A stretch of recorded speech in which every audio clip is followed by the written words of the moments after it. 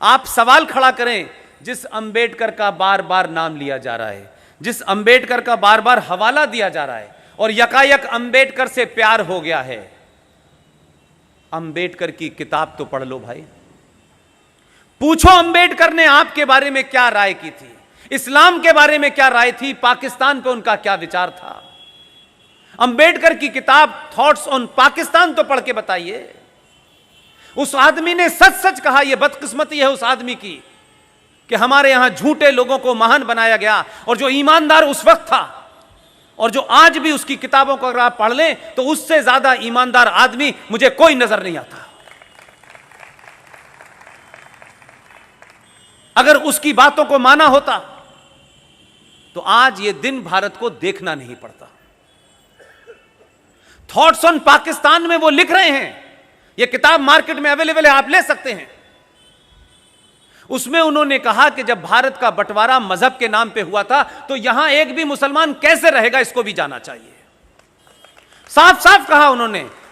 और B are Ambedkar का किसी हिंदू महासभा से और आरएसएस से संबंध नहीं था।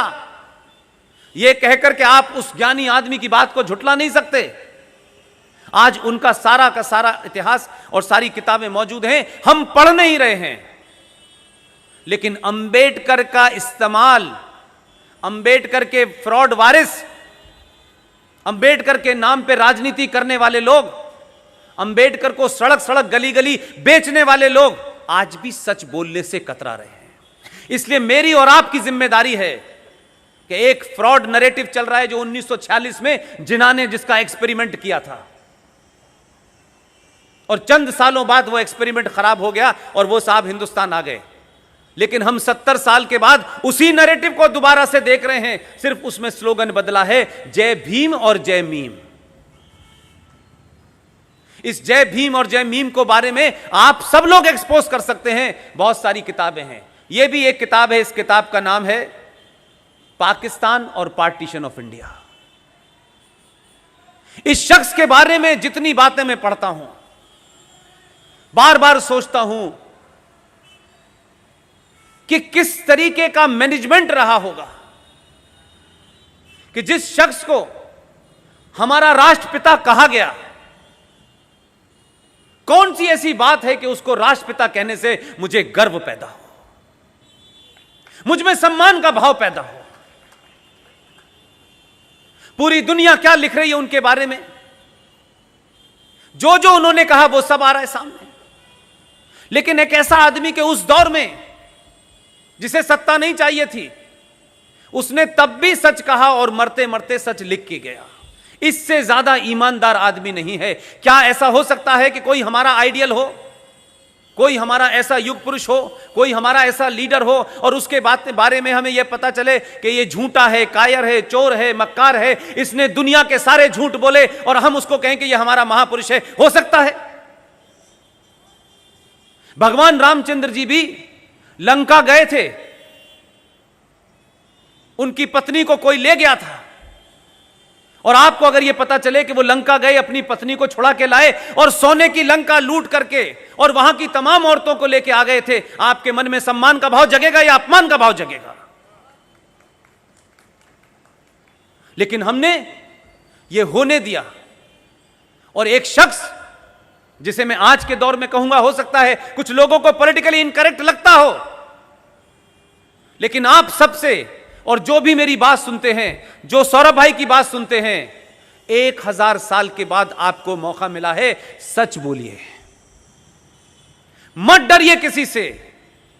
जो आने हैं जाने हैं, सत्ताएं आएंगी चली जाएंगी, पार्टियां बनेंगी टूटेंगी, यह सिलसिला चलता रहेगा।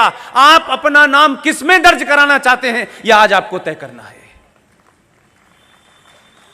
यह कहने से कुछ मिलता नहीं है। हम सब लोग अपनी अपनी इनिंग खेल चुके हैं। कोई जीवन में ऐसा एजेंडा नहीं है जिसको लेकर के यह काम शुरू किया हो। यह पार्ट टाइम काम नहीं है कि चलो 10 मिनट के लिए राष्ट्रवादी हो जाते हैं, ऐसा नहीं है। यह कन्विक्शन के तहत लोग जो देश में काम कर रहे हैं, उनका यह अकीदा है, वो ये मानते हैं, इसलिए आपके साथ में हैं। और इसीलिए आप मुंबई जैसे शहर में, जहां लोगों के पास 2 मिनट का वक्त नहीं होता, हम जैसे लोगों को भी सुनने आप आते हैं, उसको मल्टीप्लाई करते हैं, विदेशों तक में लोग सुनते हैं। उसकी सिर्फ वजह इतनी ही है कि आने से पहले हमने अपने बारे में वाजे कर दिया है कि हम किसी पार्टी का टिकट मांगने नहीं जाएंगे। हमको कोई शौक नहीं है। यह इज्जत उस पद पे बैठने से ज्यादा है। इसलिए मरने से पहले, जाने से पहले आप ये बताएं कि जिस कारणों से ये देश संकट में है, ये पूरा 90 करोड़ समाज कंफ्यूजन में है, उसको ये पता ही नहीं है कि उसके पूर्वजों ने किया क्या है। वो उन पे गर्व करे या उनके सामने हीन भावना का शिकार हो। इसलिए मैं चाहता हूं आप तमाम सारे लोग आज ही से, ऐसा नहीं होगा हजारों लोग बड़ा काम कर रहे होंगे, आज ही से ये सोचिए, सच बताने में अगर जान भी चली जाएगी तो कोई फर्क नहीं पड़ता, लेकिन आपके जाने के बाद आपके बच्चे किन शब्दों से आपकी इज्जत करेंगे, यह आज आपको तय करना है। हमारे मन में जो भाव बहुत लोगों के लिए हैं वो सार्वजनिक भी होते हैं, मजबूरी होती है उनको कुछ कहना कि ये हैं, लेकिन जो हमारा हीरो है उसे हम अगर अपना हीरो नहीं कह पा रहे तो इससे ज्यादा घुटन की कोई बात नहीं हो सकती। लेकिन सरकारी पद पे न होने के कई फायदे भी हैं। इसलिए मैं कहता हूं कि भारत का अगर राष्ट्रपिता ही घोषित करना था तो B.R. अम्बेडकर को करते हैं।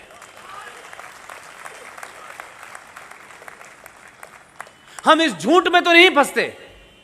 हमारी 4-4, 5-5 नस्लें इसी झूठ का भेंट चढ़ गई।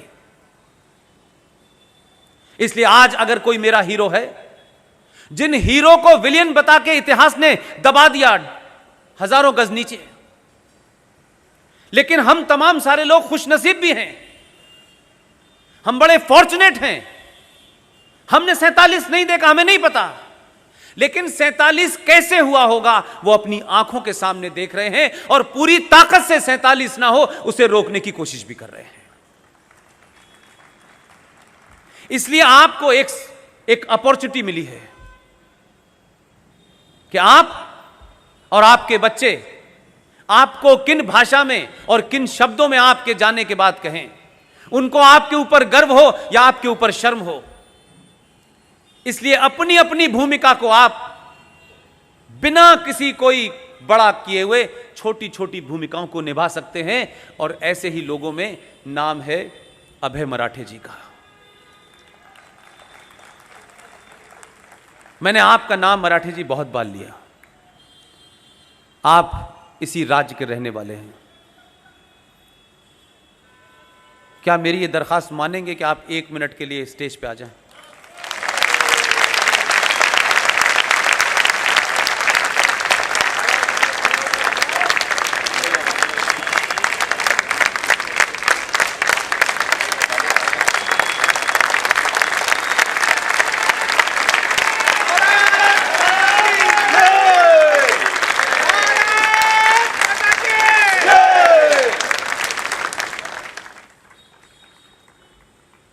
ये राष्ट्रीय दिन दर्शिका के नाम से है।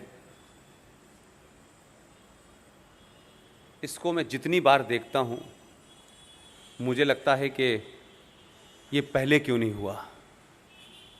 इसलिए इस कैलेंडर को आप देखेंगे,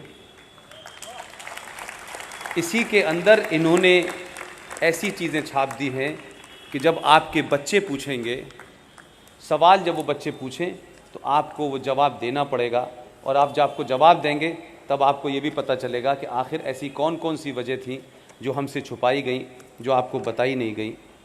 उसमें से एक इम्पॉर्टेंट है, वो मैं सिर्फ चाहता हूँ कि आप देख लें, क्योंकि मेरे कहने नहीं कहने का बहुत ज़्यादा फ़र्क नहीं पड़ता। ये वो चित्र हैं जो भारत के पहले ओरिजिनल कॉन्स्टिट्यूशन पे छपे हुए थे। पूरे 22 नहीं हैं, कुछ छापे हैं। इसलिए जब जब आपके घर में इस कैलेंडर को लोग देखेंगे तो आपने भारत की पहचान के रूप में इस देश में कुछ लुटेरों को, उनकी सत्ता में जो लोग थे, उस लुटेरी फैमिली के एक आदमी के ताजमहल को आपने भारत की पहचान बनाया और पिछले 70 सालों से आपने दुनिया के राष्ट्राध्यक्षों को दिया। वो ताजमहल, उसकी हकीकत क्या है, इसे लिखने की जुर्रत नहीं है। मराठे साहब ने उसकी हिस्ट्री इसमें लिखी है और तस्वीर भी छापी है।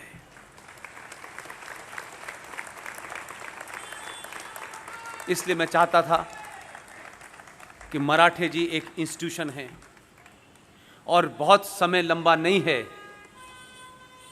आने वाली जनरेशन इस चैलेंज को ले, लोग सिर्फ इसको ले लेंगे, इतने से ही काम हो जाएगा।